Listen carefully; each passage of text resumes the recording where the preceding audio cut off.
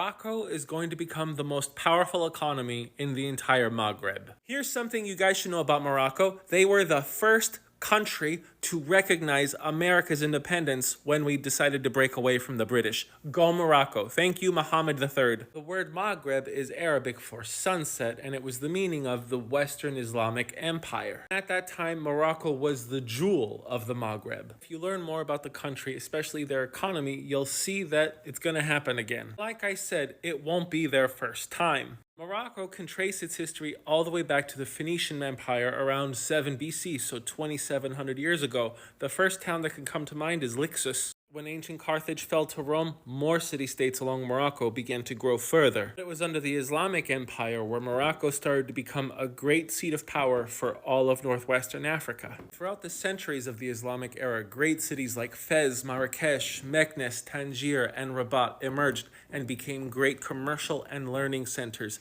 that dwarfed whatever Europe had at the time in comparison. In fact, Morocco is kind of responsible for spurring the Portuguese to begin the age of exploration with the town of Ceuta. See, the king of Portugal at the time was inspired by his son with their new naval fleet to start sacking the town of Ceuta. And yes, the Portuguese ended up seizing this town, but what the king discovered was that this town was not only rich, it was richer than any town they have ever read about in history. It was by far richer than Madrid or Lisbon. And that was the father of Henry the Navigator, who spurred the whole naval revolution that happened in Europe. And even while Spain, Portugal, England, France were colonizing and conquering, the power of Morocco kept growing until about the 17th and the 18th century under the Saadian dynasty. By 1912, Morocco became a Spanish and a French protectorate. But by 1956, Morocco declared their full independence. In a decade, they claimed sovereignty over the Western Sahara right here, which of course became a big deal for the neighbor who hates them, Algeria. Algeria declared their independence in the 60s. They wanted to make sure they got rid of every single French and Western influence that they could, and it was quite brutal, but well-deserved because the French butchered Algeria. Because Morocco is a bit more Western friendly than Algeria, who kind of went full-on authoritarian fundamentalist, they have constantly been at odds for about 70 years. They had a 16-year war about it from 1975 to 1991 called the Western Sahara War. The border between Algeria and Morocco was closed in 1994. 20% of Western Sahara is controlled by the Polisario Front, which is pretty much an anti-colonial, anti-Morocco group that wants full sovereignty over Western Sahara and doesn't want any Moroccan influence. Algeria gives the Polisario Front unconditional support no matter how brutal they are because they want to see Morocco constantly weakened. But if you read this paper, Economic Integration in the Maghreb, you'll see that's just not going to happen. Morocco is a smaller population and a fraction of the size of Algeria. Algeria's economy is almost 100% dependent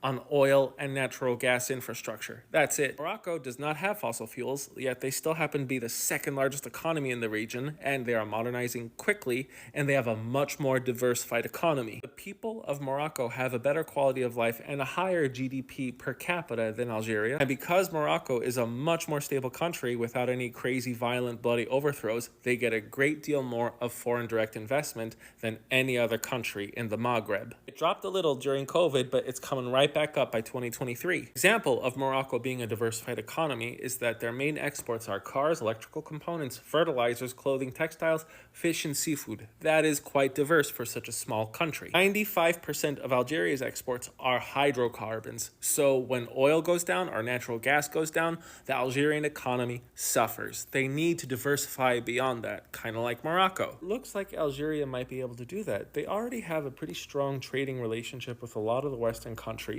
and that's been exponentially growing because of the Russia-Ukraine war, meaning that Europe, especially Italy, France, and Spain, are relying heavily, much more on Algeria's natural gas and oil. We're not there yet, but maybe one day Algeria and Morocco may be ready to mend ties. Algeria's President Tebboune said something incredible not too long ago. It said that he does not want to shuffle further into Arab division when asked about the Western Sahara. After Morocco had an earthquake, they had a huge Algerian outpouring of support. Another promising diplomatic opportunity are the ties between the new Niger government and Morocco. Mohammed VI, Morocco's king, is granting Niger and the Sahel countries access to the Atlantic Ocean. Now look at Morocco's trading partners. It is quite diverse, especially with trade with India, Brazil. You could see that they have a lot of trade with the G7 and the BRICS nations, but they are also on good terms with the breakaway nations like Niger, Mauritania. The fact that Morocco has a healthy relationship with most of its neighbors and very healthy trade relationships with so many different economic blocs,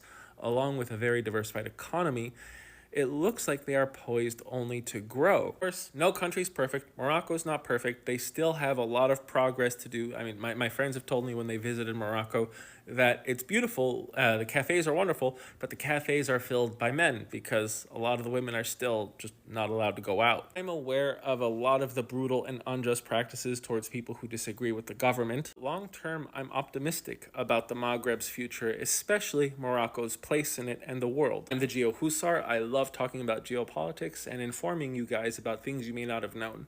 If you found this post useful, give me a follow, and thanks for watching.